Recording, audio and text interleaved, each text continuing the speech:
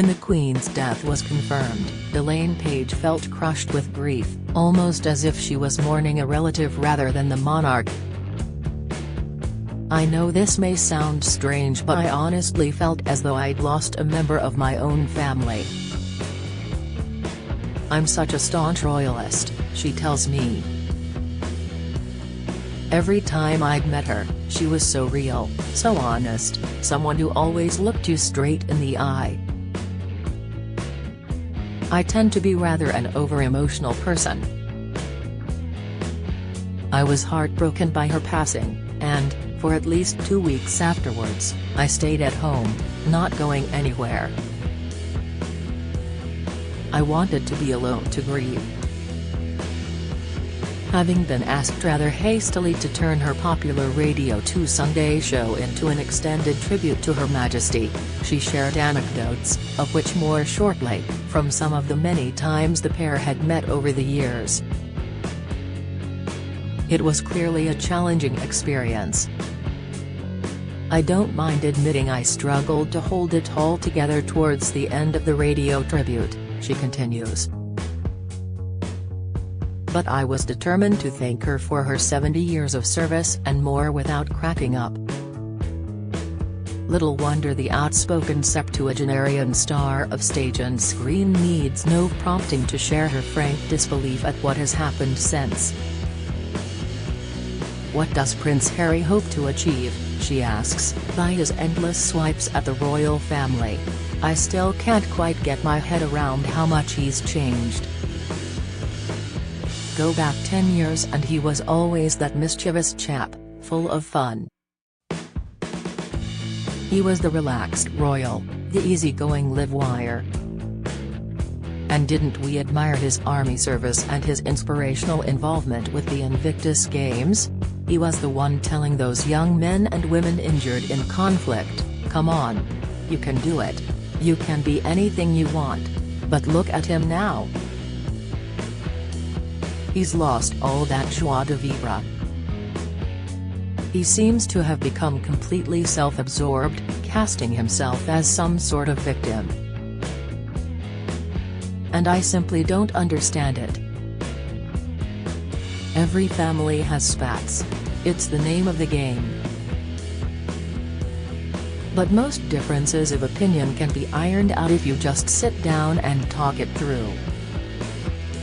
I agree with historian David Starkey, who said the other day that Harry seems to be in dispute about a load of nothing. Like millions of others, I watched the wedding of Harry and Meghan and it was like a fairy tale. As a nation, we collectively fell in love with her. I don't remember any negative reaction from the media.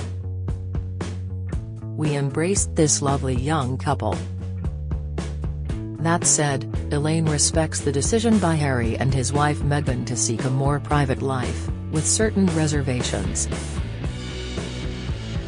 It's nonsense to complain about the invasion of their privacy, she says.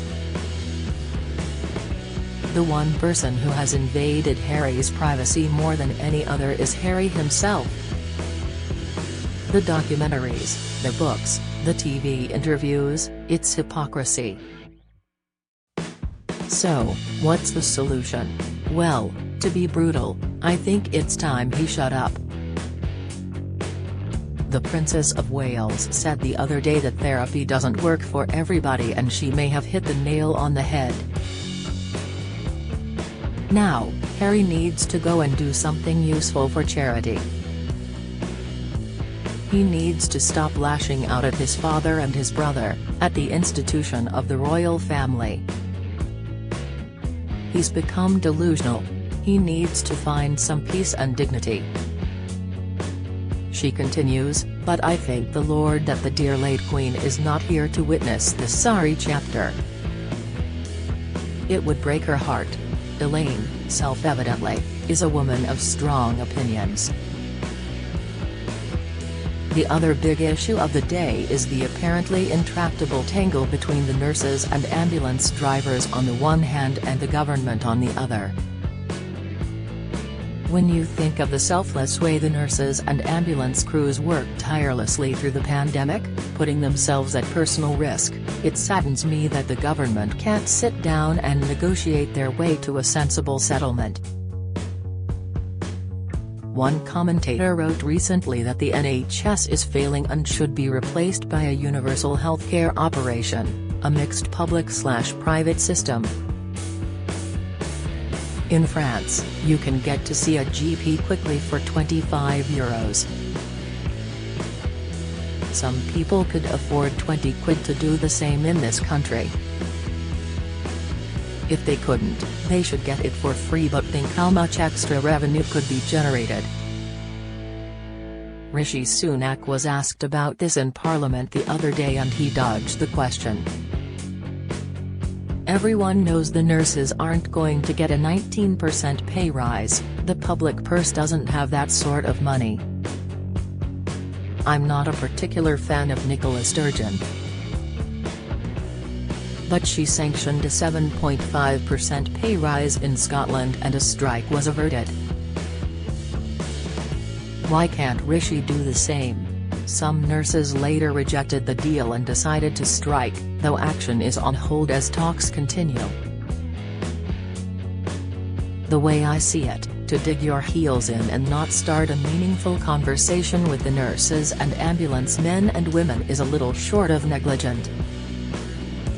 It makes my blood boil. This is rather more than mere saber-rattling. Elaine supports various charities including the Dan Maskell Tennis Trust, she plays at least 3 times a week, the Children's Trust for Youngsters with Brain Injuries, Every Child, the Royal Voluntary Service, RVS, Breast Cancer Now, Noah's Ark Children's Hospice and Support Dogs. I particularly cherish the memory of getting involved with something called the Great Trolley Push for the RVS, in which I accompanied the Queen Consort around the wards of Leicester General Hospital. Camilla was wonderful. I'll never forget the reaction of bed-bound patients at the sight of her. Current affairs aside, the world at large can next see Elaine in an episode of Father Brown to be broadcast on BBC One on Friday at 1:45 p.m. She plays celebrity florist Octavia Eden, a contemporary of Constance Spry, and newly returned from a successful spell in London to her Cotswolds roots. I liked the script as soon as I read it and I enjoyed the journey back into 50s England, a gentler time, even if bodies do start piling up.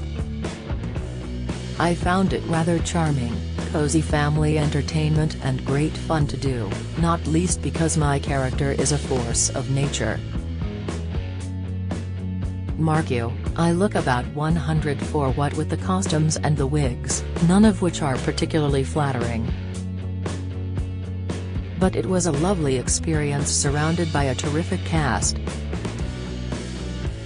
Mark Williams is perfect as Father Brown, but there's also Claudie Blackley as Mrs. Devine and Tom Chambers, who I know from musical theatre, as the police inspector. Elaine will be 75 in March. She'll have been in the business for 60 years in 2024, the acknowledged queen of the West End musical ever since she created the iconic role of Evita in 1978. The next birthday honours will be announced in June. About time, wouldn't she agree, for an overdue damhood? Oh, that's not for me to say.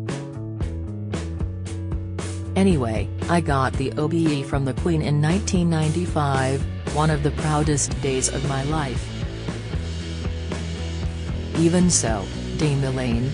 She pauses, then gurgles that familiar throaty giggle. But yes, that would be the cherry on the cake. All of which brings us back to Her Majesty, and Elaine needs little prompting to share some wonderfully warm anecdotes, one in particular showing the human side to the late monarch. It was 2002. Elaine and Barbara Dickson had been asked to perform a private concert at Windsor Castle by the Princess Royal at the time of the Golden Jubilee. As it happens, recalls Elaine, the concert was delayed because of the death of the Queen Mother at the end of March. But it was eventually rescheduled for June. Barbara and Elaine sang duets including their #1 hit, I Know Him So Well as solo songs from their individual careers. So, there I was, giving it my all on memory, when one of my diamond earrings shot out of my ear and landed on the floor. At the end of the performance, the two were ushered into an anteroom. The double doors opened and the Queen walked through, arms outstretched and headed straight for Elaine with a huge smile.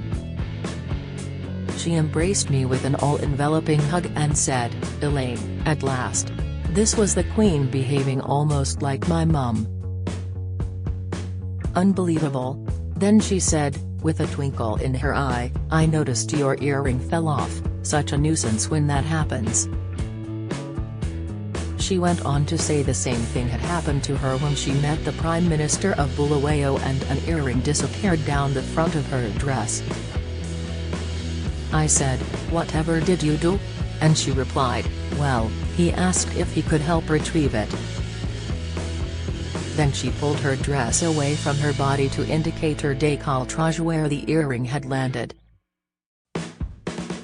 "In the circumstances," she said, "I fished it out rather quickly." We stood there laughing. I couldn't believe how candid she'd been, but also how normal, in a way.